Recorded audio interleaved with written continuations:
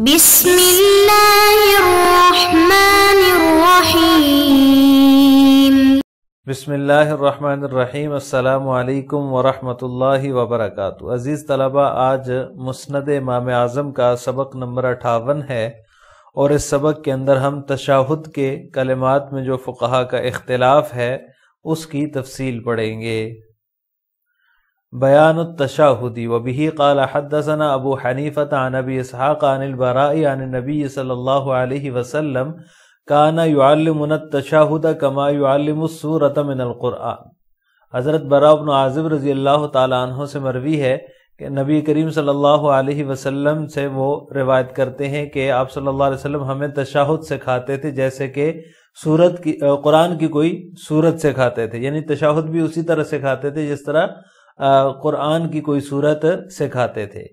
وبه قال حدثنا ابو حنیفۃ عن القاسم عن ابیہ عن عبداللہ قال علمنا رسول اللہ صلی اللہ علیہ وسلم خطبۃ الصلاۃ یعنی التشہد۔ حضرت عبداللہ رضی اللہ تعالیٰ عنہ سے مروی ہے، یعنی عبداللہ بن مسعود رضی اللہ تعالیٰ عنہ سے کہ رسول اللہ صلی اللہ علیہ وسلم نے ہمیں خطبہ نماز یعنی تشہد کی تعلیم دی ہے۔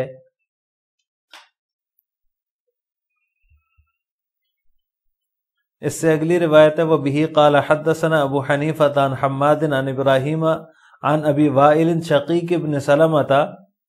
عن عبداللہ بن مسعود قال كنا اذا صلینا خلف النبی صلی اللہ علیہ وسلم نقول السلام علی اللہ وفی روایت زیادۃ من عبادہ السلام علی جبریل ومیکائیل فاقبل علینا النبی صلی اللہ علیہ وسلم فقال ان اللہ هو السلام فاذا تشاہد احدکم فلیقل التحیات للہ والصلوات والطیبات والسلام علیک ایہا النبی ورحمۃ اللہ وبرکاتہ السلام علینا وعلی عباد اللہ الصالحین اشہد ان لا الہ الا اللہ واشہد ان محمدا عبدہ ورسولہ۔ وفی روایت انہم کانوا یقولون السلام علی اللہ السلام علی جبریل السلام علی رسول اللہ فقال رسول اللہ صلی اللہ علیہ وسلم لا تقولوا السلام علی اللہ ولكن قولوا التحیات للہ والصلوات والطیبات الى آخر التشہد۔ حضرت عبداللہ بن مسعود رضی اللہ تعالیٰ عنہ سے مروی ہے، وہ فرماتے ہیں کہ جب ہم نبی کریم صلی اللہ علیہ وسلم کے پیچھے نماز پڑھتے تھے تو ہم السلام علی اللہ کہہ دیتے، یعنی سلامتی ہو اللہ پر۔ وفی روایت زیادۃ من عبادہ، بعض روایات میں من عبادہ کا اضافہ ہے، السلام علی جبریل و میکائیل،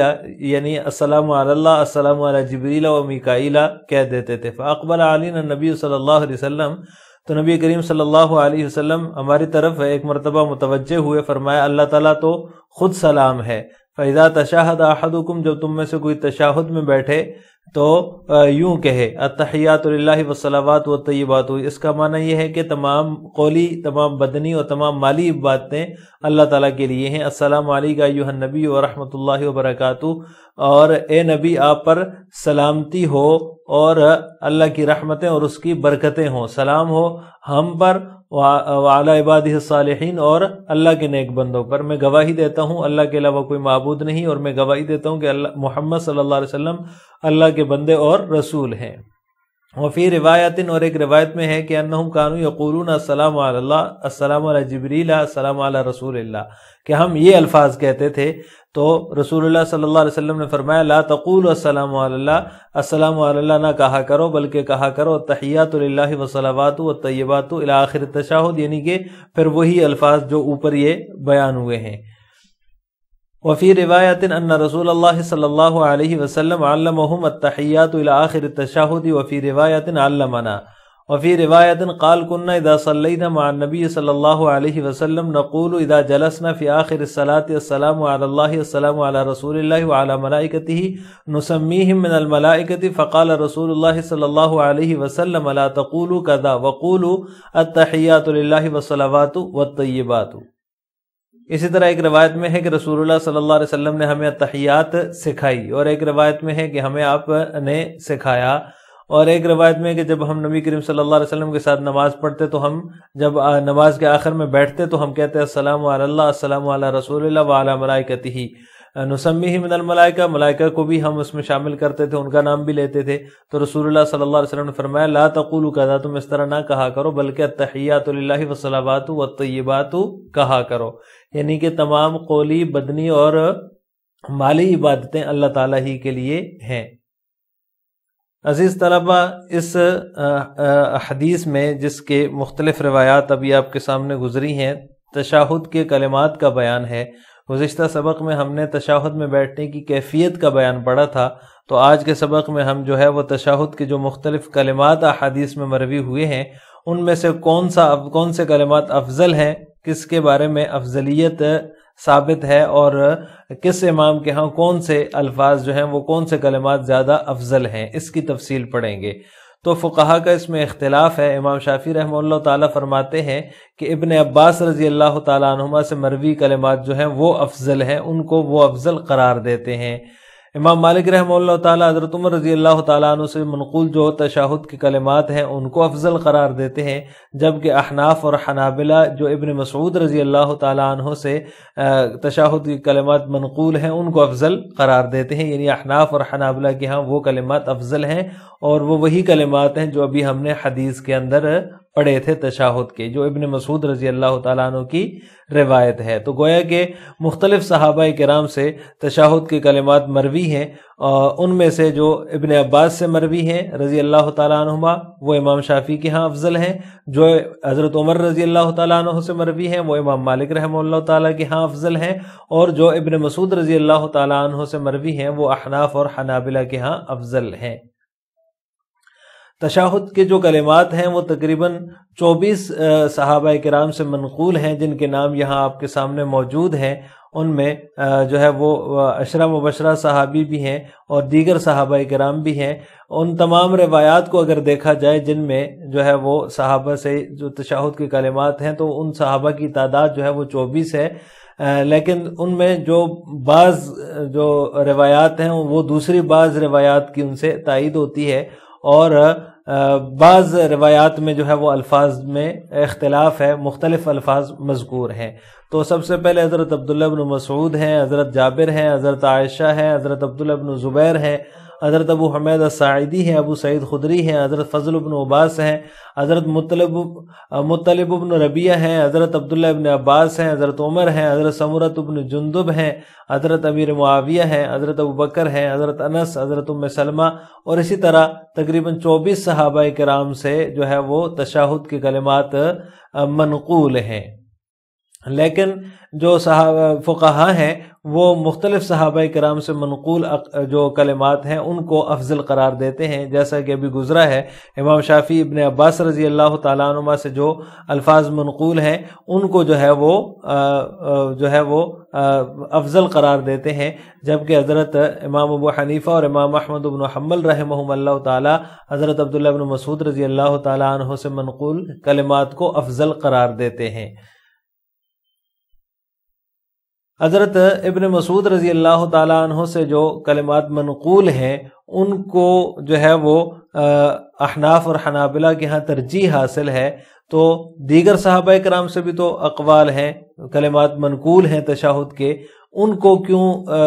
جو ہے وہ ترجیح حاصل نہیں ہے؟ ابن مسعود رضی اللہ تعالیٰ عنہ کے ایسے منقول کلمات کو ہی ترجیح جو ہے وہ کیوں حاصل ہے؟ اس کی وجوہ ترجیحات کیا ہیں؟ تو ویسے تو اس کی جو وجوہ ترجیحات ہیں وہ بھی 20-22 کے قریب بنتی ہیں، جس وجہ سے احناف اور حنابلہ نے ابن مسعود رضی اللہ تعالیٰ عنہ سے مروی کلمات کو راجح قرار دیا ہے، لیکن ہم نے اس میں سے صرف 3 وجوہ ترجیحات جو ہے وہ یہاں پر لکھی ہیں۔ سب سے پہلی یہ ہے کہ آپ صلی اللہ علیہ وسلم نے خود حضرت عبداللہ بن مسعود رضی اللہ تعالیٰ عنہ کا ہاتھ پکڑ کر تشہد کی یہ کلمات ان کو سکھائے تھے۔ تو باقی جتنے بھی صحابہ کرام سے تشہد کے کلمات منقول ہیں اس میں جو ہے وہ اس طرح کا ذکر نہیں ہے کہ خود اس صحابی کو آپ صلی اللہ علیہ وسلم نے ہاتھ پکڑ کر سکھائے ہوں۔ تو یہ جو اس روایت کو، یعنی حضرت عبداللہ بن مسعود رضی اللہ تعالیٰ عنہ کی روایت کو یہ خصوصیت حاصل ہے کہ خود ان کا ہاتھ پکڑ کر آپ صلی اللہ علیہ وسلم نے ان کو وہ کلمات سکھائے تھے، تو لہٰذا اس کی دیگر کلمات پر ترجیح کی پہلی وجہ ہے۔ نمبر 2، دوسری وجہ ترجیح یہ ہے کہ یہ جو روایت ہے حضرت عبداللہ ابن مسعود رضی اللہ تعالیٰ عنہ کی، اس روایت کے صحیح ہونے پر تمام محدثین کا اتفاق ہے۔ باقی جو روایات ہیں ان کے بارے میں تمام محدثین کا اتفاق نہیں ہے، بعض محدثین جو ہے وہ